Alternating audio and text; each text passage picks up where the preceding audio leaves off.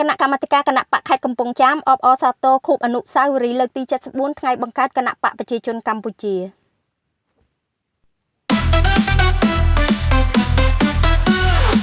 អាដាមអ៊ុនចិន្តាសមាជិកគណៈកម្មាធិការកណ្ដាលគណៈបកប្រជាជនកម្ពុជានិងជាប្រធានគណៈកម្មាធិការគណៈបកខេត្តកំពង់ចាមលោកបានអញ្ជើញប្រពៃពិធីអបអរសាទរខួបអនុស្សាវរីយ៍លើកទី74ថ្ងៃបង្កើតគណៈបកប្រជាជនកម្ពុជា28មិថុនា1951 28មិថុនា2025ដែលបានធ្វើឡើងនៅទីស្នាក់ការគណៈបកខេត្តកំពង់ចាមក្រោមវត្តមានឯកឧត្តម ក្លូត ផនសមាជិកគណៈកម្មាធិការកណ្ដាលគណៈបកប្រជាជនកម្ពុជានិងជាអនុប្រធានប្រចាំការគណៈកម្មាធិការគណៈបកខេត្តនិងអាដាមកៅសុកអានអនុប្រធានគណៈកម្មាធិការគណៈបកខេត្តអាដាមអ៊ុនចិន្តាលោកបានអានសាររបស់សម្ដេចអគ្គមហាសេនាបតីយ៉ូហ៊ុនសែនប្រធានគណៈបកប្រជាជនកម្ពុជាប្រធានព្រឹទ្ធសភាកម្ពុជាបញ្ជាក់ថាឆ្លងកាត់រយៈពេល74ឆ្នាំកន្លងមកនេះការពិតជាក់ស្ដែងបានបង្ហាញយ៉ាងច្បាស់ថាគណៈបកប្រជាជនកម្ពុជាគឺជាកម្លាំងនយោបាយតែមួយគត់ដែលបានផ្សារភ្ជាប់រួមសុខរួមទុក្ខជាមួយប្រជាជននៅគ្រប់កលៈទេសៈដោយប្រកាន់ភ្ជាប់នៅគោលបំណងនិងឧត្តមគតិរបស់ខ្លួនគឺប្រមូលកម្លាំងប្រជាជាតិទាំងមូលដោយមិនប្រកាន់ពូជសាសន៍ពណ៌សម្បុរភេទភាសាជំនឿសាសនា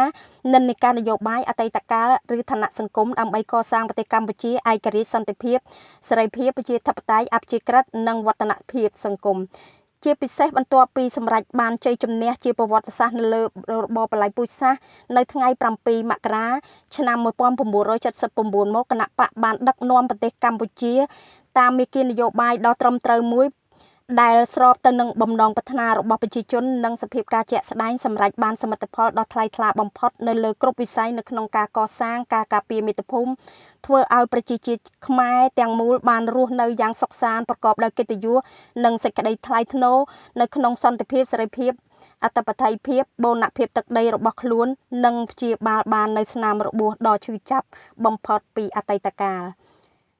លើមូលដ្ឋានតថភាពនេះប្រជាជាតិបានឃើញយ៉ាងច្បាស់អំពីសារជាតិរបស់គណៈបកប្រជាជនកម្ពុជាដែលតំណាងនៃឆន្ទៈ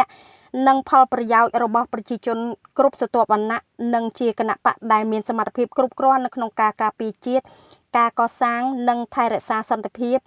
ការអភិវឌ្ឍសេដ្ឋកិច្ចសង្គមនិងបន្តការដឹកនាំប្រជាជនឆ្ពោះទៅរកអនាគតដ៏រុងរឿងបាននាងខ្ញុំអែមហៀងធ្វើសេចក្តីរាយការណ៍ពីខេត្តកំពង់ចាម